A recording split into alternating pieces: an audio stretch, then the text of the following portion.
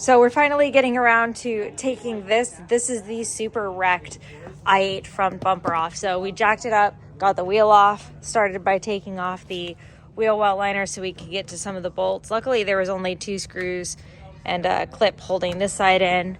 So you can see kind of the damage here. This entire piece down here needs to get replaced.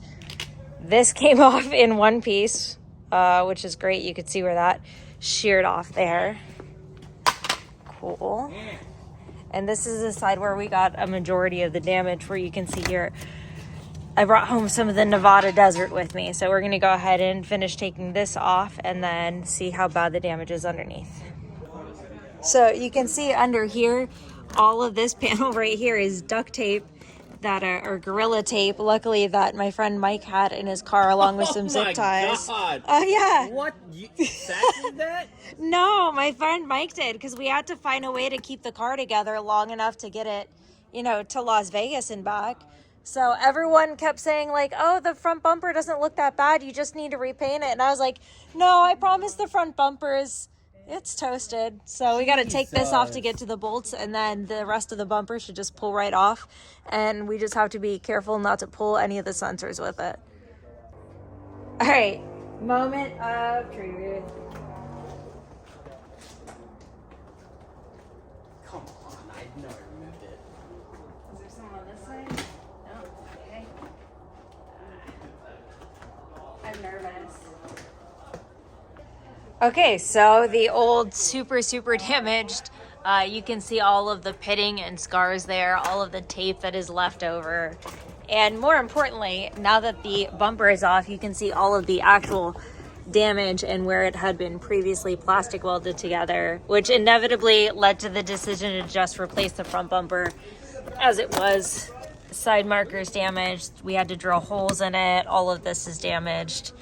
So I mean, this is the new front bumper, and it's got a little bit of damage because I bought it used on eBay, but still a significant improvement. So now we have to finish taking off all the little bits on this and attach it to this, put this on, and send it to the wrap shop. Before we get back to the i8 today, I am down here in Miami, Florida at MotorEnvy because I am picking up my new car, which is actually this Tesla Model 3. I know this probably surprises a lot of people because I have never really been a Tesla person.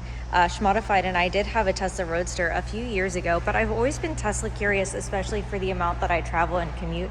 And I've always wanted to know a little bit about their features, but I have the same fears that a lot of people do, like range anxiety, if I'll actually like driving it, and if I'll get tired of the features after a while. So instead of purchasing this car, I'm going with a short-term lease from MotorEnvy. So I'm going to test out the car for a month and see if I like it. And if I don't, I can return it and switch it out for something else. Or, you know, I might actually really like it. So I guess we'll see. Let's take it for a drive. And today I have to drive it 2.5 hours from Miami back to my house. So diving right in on that range anxiety. I've dealt with a lot of electric vehicles and EVs before. I wasn't really sure what the charging on a Tesla was going to be like because all of my friends that have Teslas have them wired differently into their house. But it looks like this is just a regular plug, so I should be able to charge it at my house. If not, there is a supercharger at the Wawa like a mile away. So I guess I could go hang out with my Tesla at Wawa. All right, well, I have never driven a Tesla at all, let alone a Model 3. So it took a while to get the system hooked up to my phone because apparently you have to use the app to drive this car. And I changed my little dash screen to pink, so we're gonna drive it all the way back to Cocoa Beach. My first charging experience, and of course all of the chargers are full. I don't really know what charging etiquette is, but I decided that this was the time to sit here and play games on the console. It's harder than it looks, but I'm literally driving. The steering wheel is driving the game like a racing sim. This would be a great racing sim. Like imagine you're stuck at a charger for like 30 minutes, an hour. I don't know how long this normally takes. I'm over it already in way of waiting for a charger. But if I could do a racing sim while I was just sitting in my charger waiting for it to, or in my Tesla waiting for it to charge, that wouldn't be too bad.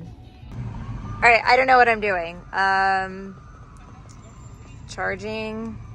I only know this because I was touching the screen earlier. Okay, I think that did it. And then, okay, that auto opened, and I guess maybe we just grab it and... No, okay. Hold on. I don't know what I'm doing. We're gonna move the car. Okay, we're gonna try this again. Figured out the charging, open charge port.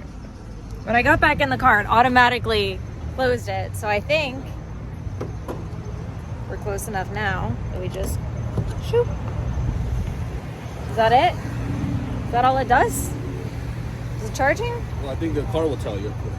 Cool, let's see. Okay, well, I did not quite make it home on one full charge, but luckily there was a supercharging station conveniently next to the Crumble. This wasn't an advertisement. I'm just, I can't charge this car and eat cookies every time the car needs to charge, but here we are. Now that we've got the Tesla home and charged, it is time to get back to working on the BMW i8. If this is anything like last night where we were in the garage until about 4:30 a.m. working on the McLaren and the i8 together, this is probably going to be in tomorrow's video. So until then, see you guys tomorrow.